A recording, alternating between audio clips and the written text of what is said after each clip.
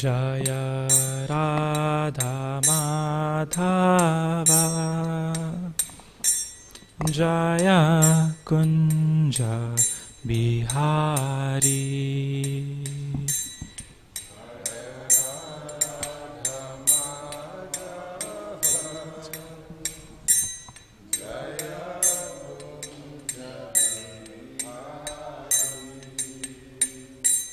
Jaya Radha Madhava Jaya Kunja Bihari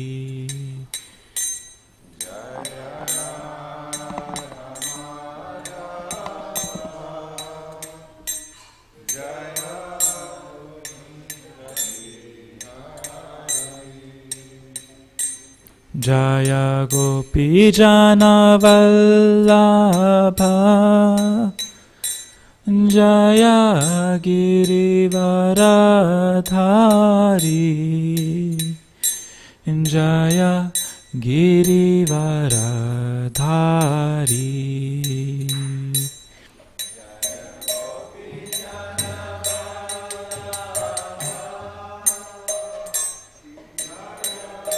Girivara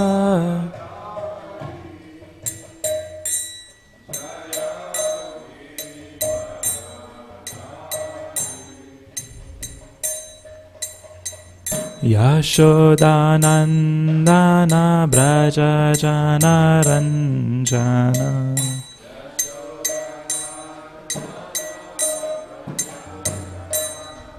Yashodanandana Braja Janaranjana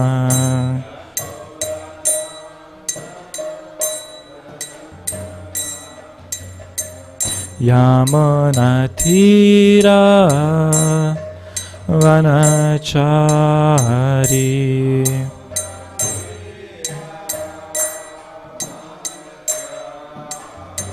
Yamunatira Vanachari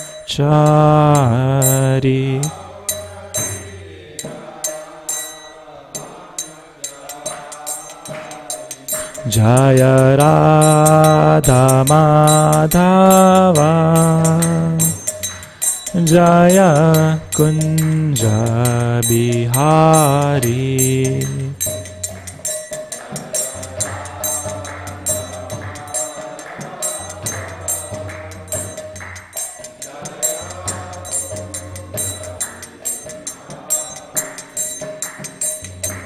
Jaya Radha Madhava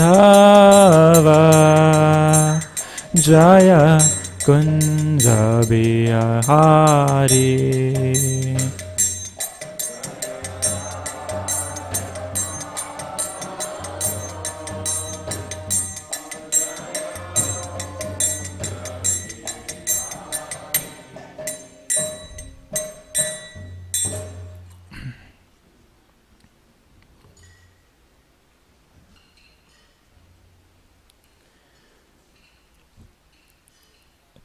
Om Namo Bhagavate Vasudevaya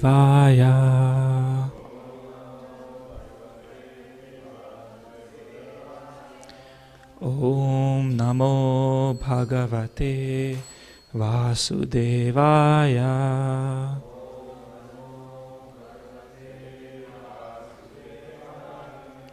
Om Namo Bhagavate Vasudevaya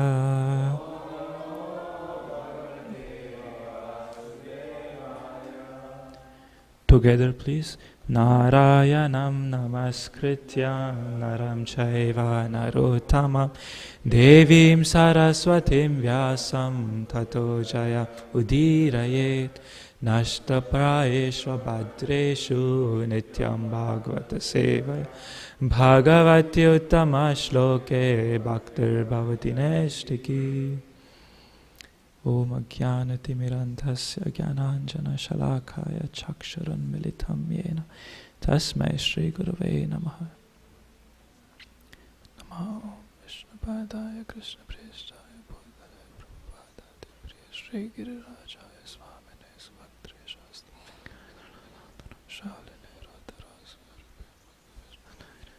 Nama Om Vishnupadaya Krishna Prestaya Bhutale Srimate Bhaktivedanta Swaminiti Namine Namaste Saraswate Devi Gauravani Pracharine Nirvishesha Shunyavadi Paschatya Deshatarine Jai Sri Krishna Chaitanya Prabhu Nityananda Sri Advaita Gadadhar Srivas Adigaur Bhakta Vrinda Hare Krishna Krishna Krishna Hare Hare Hare Rama Rama Rama Hare Hare.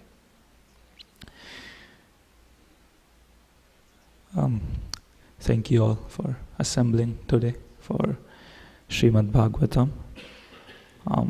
Feel very embarrassed to sit here because there are many wonderful senior devotees present in the audience. But it's my service. I've been assigned this service, so as a offering to my Guru Maharaj and Srila Prabhupada and to everyone present here, I'll continue. So today they said it's the speaker's choice of verse. So I would like to read from Srimad Bhagavatam, Canto 3, Chapter 29, which is Explanation of Devotional Service by Lord Kapila. 29. 3. Yes. I'll start from 7. So just a brief, very brief background is this is Lord Kapila, the son of Mother Devahuti, who is an incarnation of Krishna. So Lord Kapil is here. His father has left home and he lives alone with his mother, and he is now instructing his mother Devahuti on devotional service, giving some really wonderful,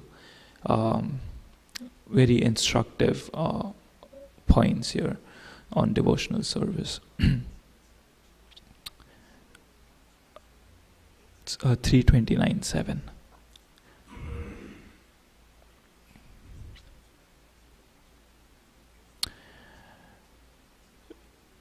So I'll read the Sanskrit. Shri Bhagavan Uvacha Bhakti Yogo Bahuvidho Marger Bhamini Bhavyate Svabhava Guna Margena Pumsam Bhavo Vibidhyate Bhakti Yogo Bahuvidho Marger Bhamini Bhavyate Svabhava Guna Margena Pumsam Bhavo Vibhidyate. Please repeat. Sri Bhagavan Uvacha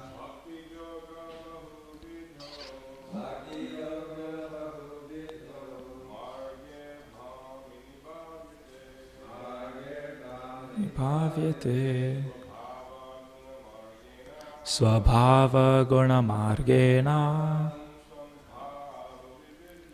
Pumsam Bhavo Vibhidyate.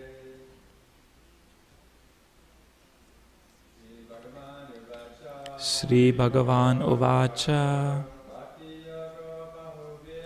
Bhakti Yogo Bahuvidho Marger Bhamini Bhavyate Svabhava Guna Margena Pumsam Bhavo Vibhidyate. Mataji's. Sri Bhagavan Uvacha Bhakti Yoga Bahuvidho Marger Bhamini Bhavyate Swabhava Guna Margena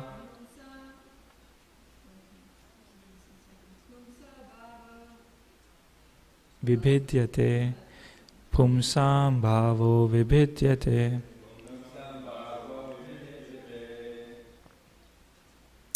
Synonyms. Sri Bhagavan Uvacha. The personality of Godhead replied. Bhakti Yogaha. Devotional service. Bahuvidha. Multifarious. Marge. With paths. Bhamini. O noble lady. Bhavyate. Is manifest. Swabhava. Nature. Guna. Qualities. Margena. In terms of behavior. Pumsam. Of the executors. Bhavaha. The appearance. Vibhidyate. Is divided. Translation by His Divine Grace A.C. Bhaktivedanta Swami Srila Prabhupada. Lord Kapila, the personality of Godhead, replied, O noble lady, there are multifarious paths of devotional service in terms of the different qualities of the executor. Purport by Srila Prabhupada. Pure devotional service in Krishna consciousness is one, because in pure devotional service there is no demand from the devotee to be fulfilled by the Lord. But generally, people take to devotional service with a purpose.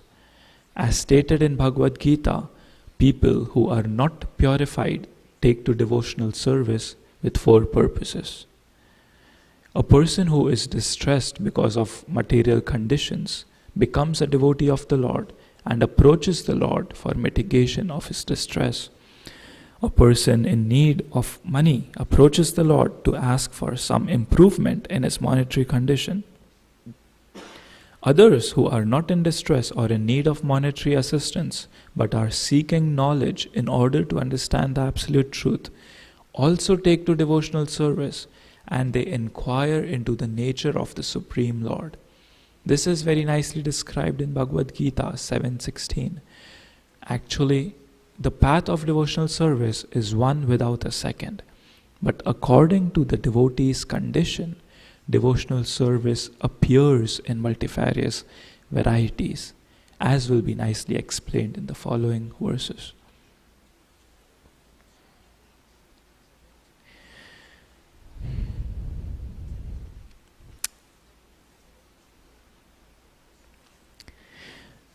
Here in this verse,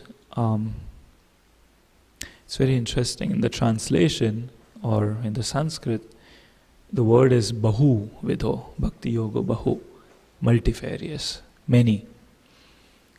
That there are many paths to devotional service. But then in the purport, the very first line, Srila Prabhupada says, pure devotional service in Krishna consciousness is one. So there is a immediate apparent contradiction, where the translation says it's multiple paths, but Prabhupada saying is just devotional service is just one. So how do we reconcile this? Let's explain that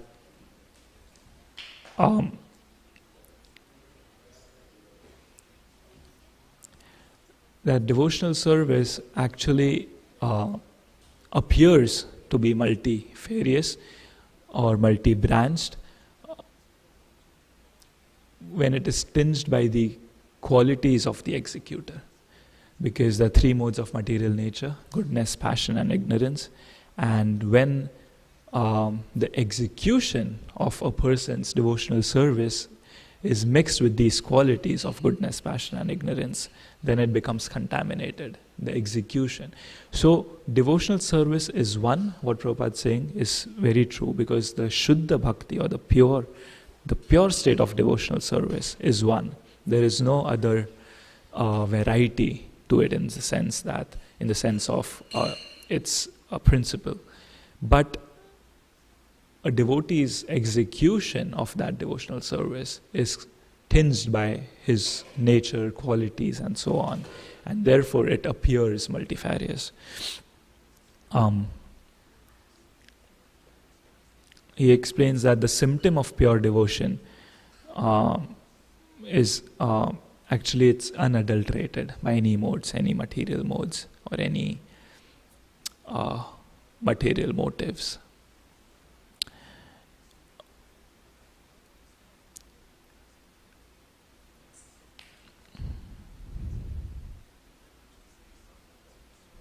It is this mixed or contaminated bhakti is called mishrit, which means it's mixed. It's not existing in its pure state. And then there can be many types of mishra bhakti or mixed bhakti, which is karma mishra, jnana mishra, yoga mishra bhakti, where the motives of the executor are present in the performance of devotional service. So karma mishra is where, like Prabhupada said, one is expecting or desiring some material benefit. It could be money, it could be any material desire, maybe a spouse, or a good spouse, some wealth, a home, or whatever. When the person is desiring that while worshipping Krishna, then that is karma mishra. And then sometimes someone is more intellectual, a little more advanced, or detached to material desires, then he or she may desire jnana, the cultivation of knowledge, that I want to know more, I want to learn more, I want to become a very big scholar or a very learned person. Therefore they worship Krishna because they understand that devotional service does yield knowledge, right? Vidya vadu jivanam, as we understand from Shikshashtakam. The devotional service does give rise to knowledge. But if knowledge is the goal of devotional service, then that becomes contaminated. And then yoga mishra, where someone is desiring to develop mystic powers or mystic abilities or some yogic abilities. Sometimes people are very much influenced by the aspects of trance and samadhi in devotional service. They aspire for those levels of consciousness that, I may experience trance or these ecstasy or these symptoms, or sometimes devotees also develop some siddhis while performing devotional service. So, but when that is the goal, that the development of those siddhis or the development or the experience of samadhi, trance, or those experiences, higher experiences, if that is the goal, then again it becomes mishra, it becomes contaminated. So like this, there are contaminated devotional service based on the desires and qualities of the executor, but still it is encouraged, but still it's good because there is some recognition that Krishna is the supreme, so they are still approaching Krishna. Akama sarva kamo va moksha kama tivrena bhakti yogena. So that verse from Bhagavatam where it said that whether one is full of material desires, saturated, completely full of material desires, or one is free from desires, or one desires liberation. So whatever may be one's aspiration or intention or expectation, they should still stick to devotional service. They should still approach Krishna. And the solution is Tivrena Bhakti Yogena, which is in the next line of the same verse. That Tivrena means intense. Intense practice of devotional service is the solution to these previously mentioned contaminations of approaching Krishna with desires. How can one be purified from that? Is by practicing. Abhyasa, practicing, but not just practicing, tivrena, practicing with intensity. And so what is this intensity?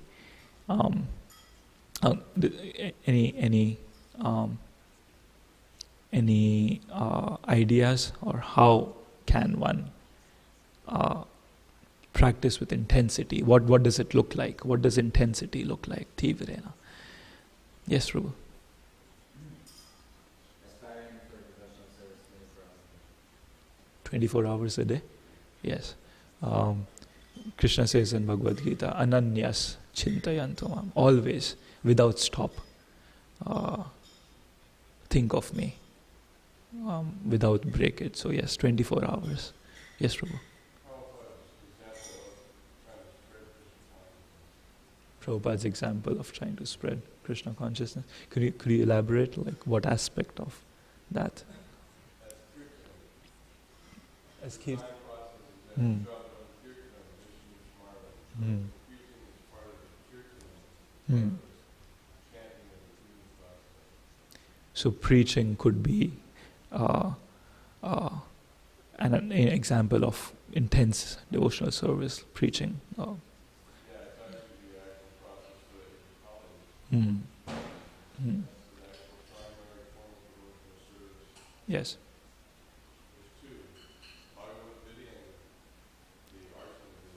Hmm.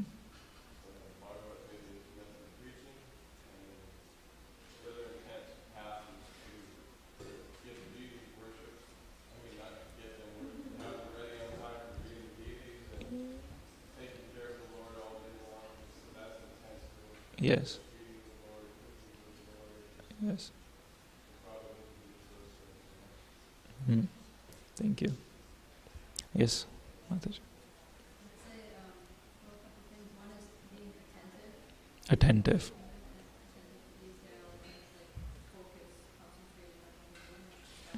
Hmm. Hmm.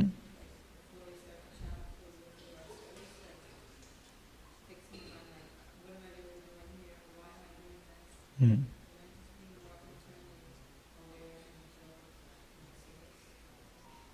Being aware, intentional, and attentive. Yes, very true. It's very, very important to improve the intensity of devotional service, to be attentive at least, and intentional, having the right intention and proper intention, and being aware of what you are doing, not doing it mechanically or just for the sake. Yes.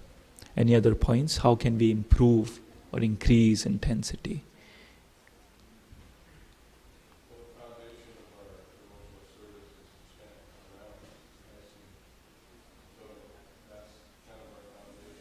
Hmm. Hmm. Yes.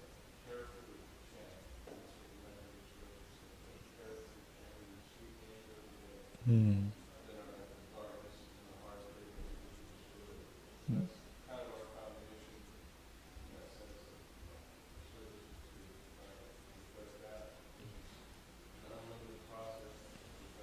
Hmm. Yes. Yes. Very important. Yes. I was recently listening to a class, and then the speaker mentioned that there are two practical ways by which you can increase your intensity of devotional service. The two ways are, one, increase the quantity, and the other is increase the quality. And you can do both of them, but either of them helps. But ideally, both should happen simultaneously. If anyone is very serious about devotional life, spiritual life, then it is extremely important to increase the quantity and the quality. Quantity can be quantity of rounds, quantity of services, quantity of reading, listening, preaching, speaking, book distribution, so on. And quality is often the most important aspect that most of us miss. Is that we may be sometimes very amazingly engaged, or very intensely engaged, or in terms of quantity, we are doing a lot, we are spending, so many devotees are full-time devotees, in the sense that their only engagement is service, their whole day is engaged in services. But sometimes devotees miss to take a pause and see if the quality of what they're doing is at par, or is what it should be.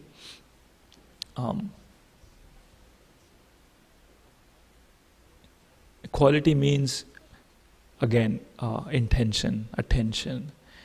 Are we putting our heart in the process, or are we just doing it because someone told us to do, or because we theoretically understand that, okay, this is good for me, or because we don't have anything else to do? Or there can be so many reasons for a person's performance of devotional service that we will be amazed at how, with different motivations, people do devotional service for years and years, actually, sometimes. And then if they have not applied their heart in this process, then it's hard to see any movement or any change over a long period of time. And then one may wonder that the process does not work. Satchidanand Swami once said that when he was younger, he was chanting for a long time, and then he could not see any change. So he questioned himself. He said that, oh, is this process, it doesn't work. Hare Krishna. Satchidanand Swami's conclusion was that this process does not work. He was already in ISKCON, he was initiated, and he was chanting. And then he said that he was contemplating that, oh, maybe I should leave and I should join Sufism, because he was, it's like so mystic and it's so amazing, Sufism. So he said, maybe I should join Sufism and try that out. But then somehow he said no. He felt some attachment with Prabhupada. He said, Prabhupada has accepted me. I've taken vows. Let me try. Let me contemplate. Let me introspect. And then he said,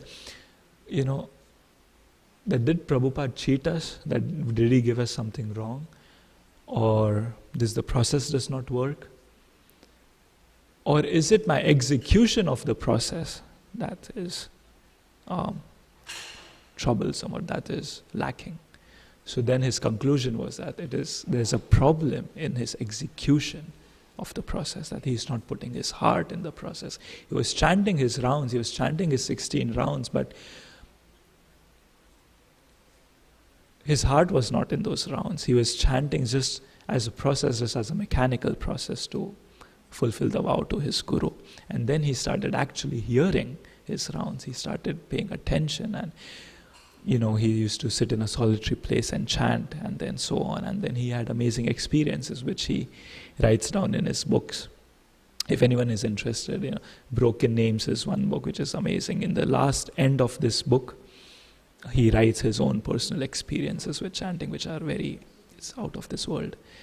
But yeah, he achieved, or he got those results, or he got that reciprocation from Krishna because he was able to put his heart in the process. And like that, we have so many examples. Ayendra Prabhu and so many devotees. We can see past acharyas, present devotees around us, who really, when they chant with attention, or when they put their heart in the process, you can see that transformation. Again, Satchidanand Swami, once he was having dinner with His Holiness Giriraj Swami, and he was saying to Giriraj Swami, he was expressing himself. We know how Maharaj Satchidanand Swami, he organizes these japa retreats and these japa seminars to help people improve their japa. So he was saying that, Maharaj, for many years I have been teaching people all these sitting postures, these meditations, and these tips and tools and techniques to improve their japa. But after all these years, I've come to the realization that you cannot conquer Krishna by any technique. He said, after all these years of teaching, I've come to this realization. You cannot conquer Krishna by any technique. But you can show that you care. And that really stayed with me. It was so deep and so profound, so simple, but so profound that yes, these small tips we may avoid. Like chanting with attention, or trying to sit in be in a quiet place, and wake up early in the morning, chant our rounds in the morning, chant all 16 rounds together. These are small tips that we've been hearing for many years from our seniors, but we may think, chanting itself is enough, these small things don't really matter.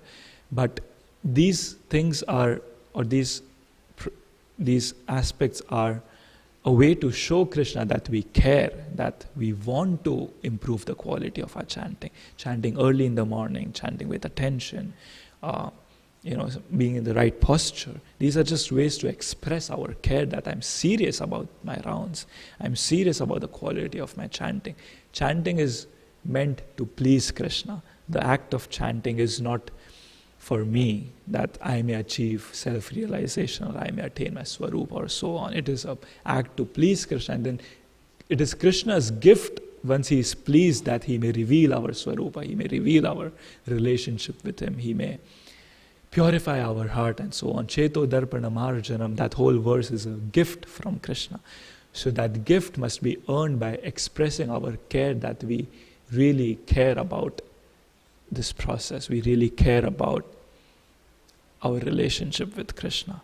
And that care is expressed through attention, through developing intensity, through putting our heart in the process. Otherwise it becomes a very impersonal process, and that impersonal tendencies shows in our life. Our impersonal tendencies towards our japa shows in our relationships, our life, our services and everything. Because when I'm chanting, I'm not thinking that Krishna is a person. I'm not thinking that I'm actually associating with Krishna, that Krishna is here with me. Krishna is dancing on my tongue, like Prabhupada said. We are not thinking in these terms. We are thinking of some words or just a mechanical process that I must complete this in 2 hours, 16 rounds complete, and then I can get to my other agenda for the day. It's sometimes devotees feel a pressure that I have to complete 16 rounds. It's like something you have to do. It's not like something that you must do out of natural affection, but it becomes a burden. It becomes a routine process. And therefore, for many years, we don't see sometimes a difference. One senior devotee, he said once that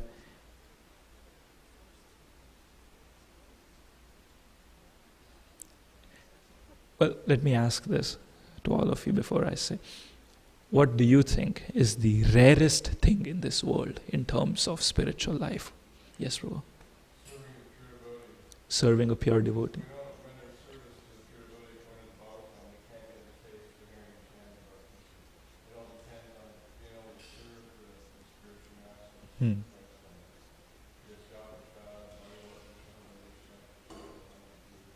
Without the mercy of the spiritual master, we can't make any advancement. So our duty is to actually try and please the spiritual master. And then by the mercy of the spiritual master, we'll take advancement.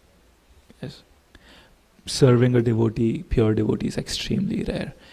But there's something even more rare, that even after serving a pure devotee, something can be lacking. What is that?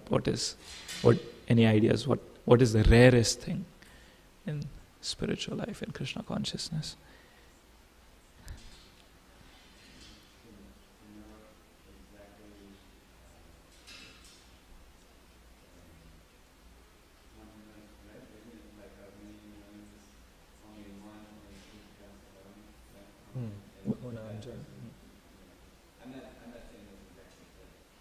It's similar. It's very close to that, but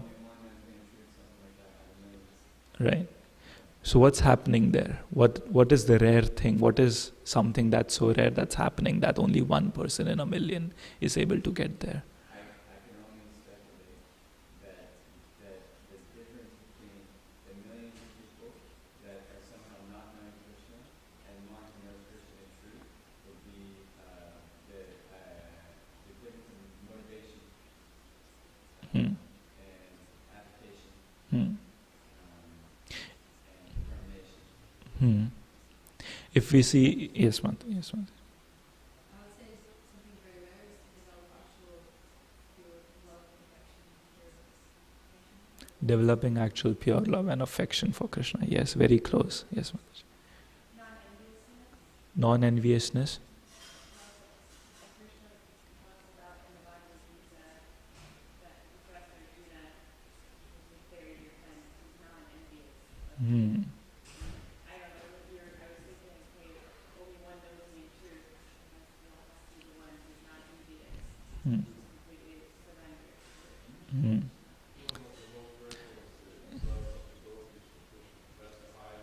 Hmm.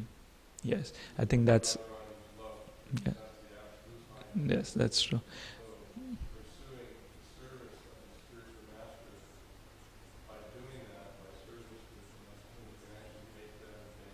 Hmm. Hmm.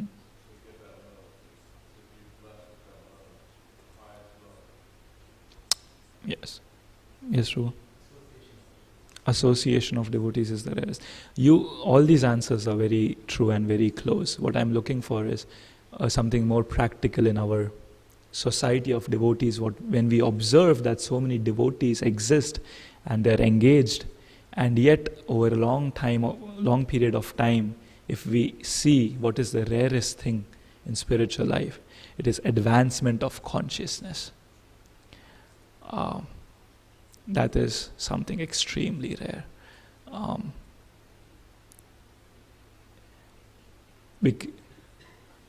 I won't take his name, but once one very senior devotee in our movement, very amazing leader, he said that someone asked him that, Maharaj, what is your greatest fear regarding ISKCON or regarding devotees or this society? And Maharaj said, my greatest fear is that our society will just remain a society of Kanishthas.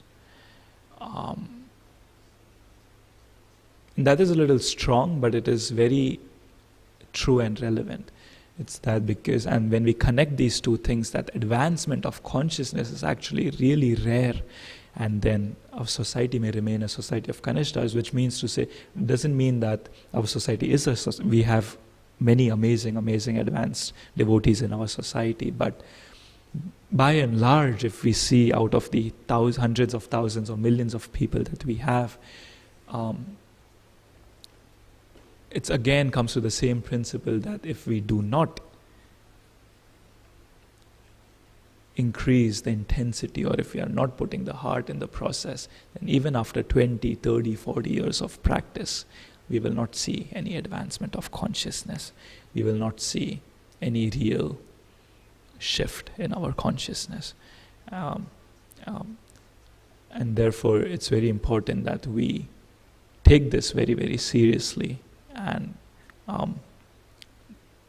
take individual responsibility of not remaining a Kanishta, of not just hanging in the movement, not just existing in the movement, but actually making progress. You wanted to say something, Mataji?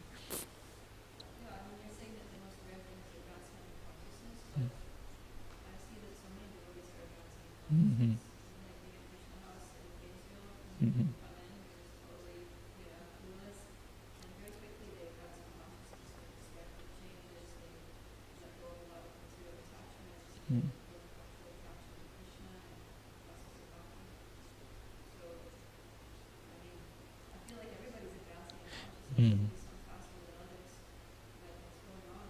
Mm-hmm. Everyone who's chanting the sutras is advancing. Mm-hmm. It's true. I think the point here is not to deny that there is advancement of consciousness continuously going on in the movement, in the society, among the devotees, respective to their level of practice.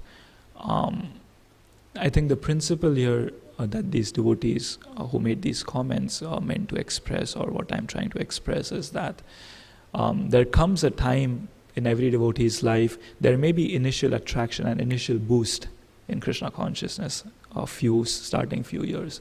But in every devotee's life, there comes a plateau where you've advanced, where, it's said that how we are unfinished yogis, how we have some baggage of Krishna consciousness from our previous lifetimes. Once we reach that point, once we are introduced to Krishna consciousness, and once we reach that point of consciousness that we left our bodies in the past life, now then the effort really begins. And when that plateau comes in our life, then these things really start mattering at that now how much effort and how much more effort we have to put to make that next step. It gets more, advancement of consciousness becomes more and more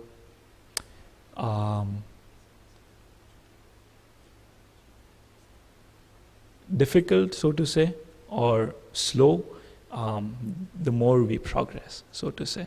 And I think we all can kind of experience that there's more effort, more heart that we must put, and more enthusiasm, determination, and so on, to actually cross that plateau in our life, to actually then, go to the higher stages of bhakti and, develop those internal symptoms as mentioned in Chaitanya Charitamrita, that, those symptoms of a devotee, that time should not be wasted, and so on.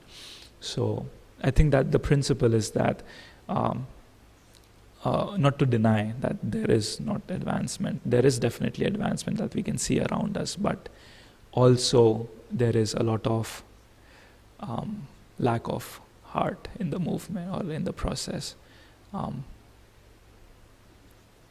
It may appear externally as very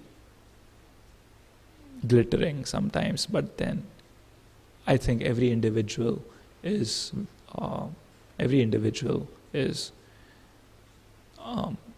witness to their own struggles and their own reality of how much intensity and how much heart they are putting in the movement, in the process. Yes, true.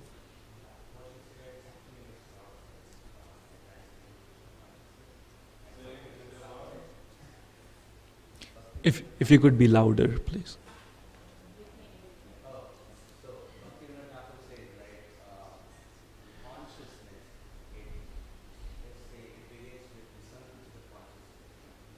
Hmm. Covered consciousness. Hmm.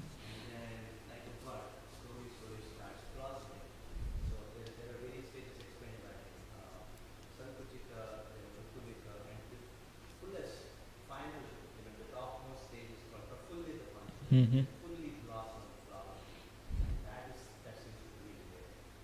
Yes. Yes, Mother.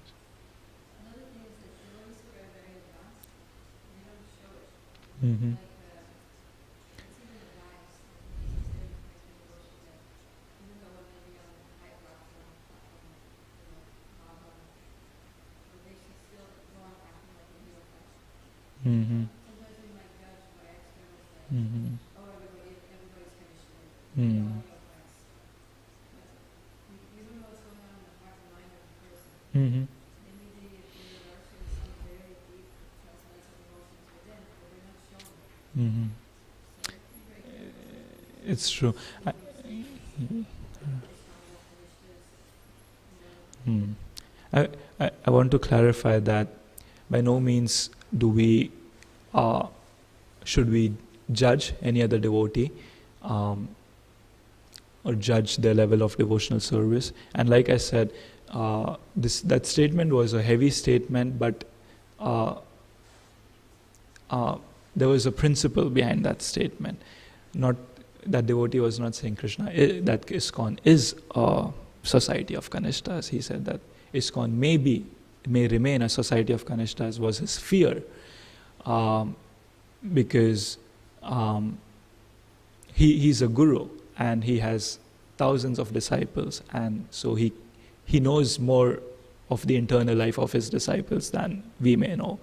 So because he was experiencing that and he was experiencing their struggle, so this was just his lamentation that, he does not want that to happen, and so he was encouraging people to be more serious, more deep in their sadhana. And like I said, we can see all around us how people are transforming, how they are transforming, how their lives are transforming, how they are making so much advancement,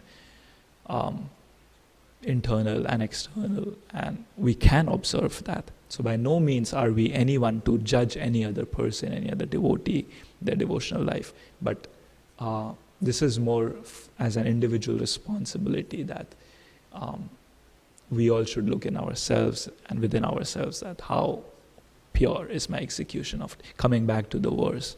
It's like devotional service can be contaminated, or the execution can be contaminated by the desires and material desires and contaminations and the qualities of the executioner. So how pure is my execution, my intention, where I am, where I need to be. and what should I do to grow further, to show that I care, to really put my heart in this process. Yes, Prabhu. I was thinking about, there's all this talk about the intensity, Mm. and I forget what it describes, but there's three qualifiers that normally go together to describe something. And intensity, frequency, and duration. Like in Mm. mathematics, those three always go together. And so I was kind of thinking that, when you were saying about the plateau, that it might be good in devotional service to have the intensity match up the level of frequency and duration, and that would be sustainable. And then also, I was reminded of the Vikar Vizaka Bija, and it has the different stages of devotional service, which is nourished by sadhana. Mm. But actually, I had a question. Yes, Prabhu. Yes, Prabhu. I had a question about the four different types of people that Mm. come to devotional service and the Mishra Bhakti. I didn't catch if you mentioned the person who comes in distress, if there was a name for that. The person that comes, if that was a name for it. Yes. They kind of mix.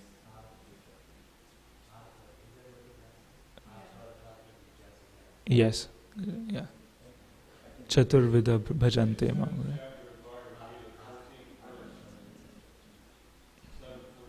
Right. 4 types of people approach.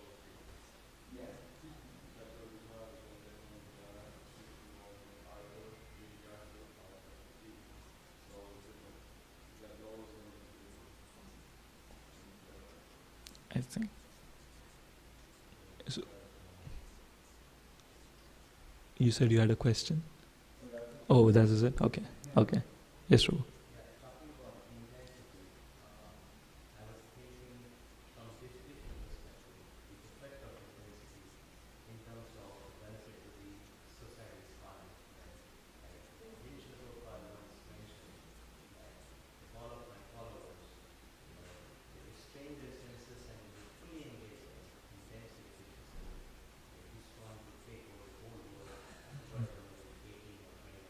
Hmm.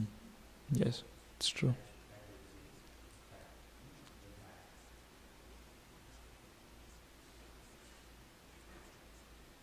Yeah, I'll just end by just again saying that um, pure devotional service is extremely, extremely rare, and because we are in this amazing society of devotees and we are in this movement, sometimes we may take it cheaply and for granted that because we may not have as much exposure to the outside world of people who are millions of people, billions of people who are suffering and who have nothing to do with devotional service. So being in this close proximity of devotees and being in this environment and society, we may take it cheaply and take it for granted. That, I'm following the regulative principles, I'm chanting rounds, I'm going back to Godhead. But devotional service is extremely rare. It's like that pure bhakti, pure consciousness is extremely rare. And that's the whole point of this discussion, that to take it seriously, to try to take it seriously, and yeah, that's all. Thank you very much. Hare Krishna. Srila Prabhupada ki jai.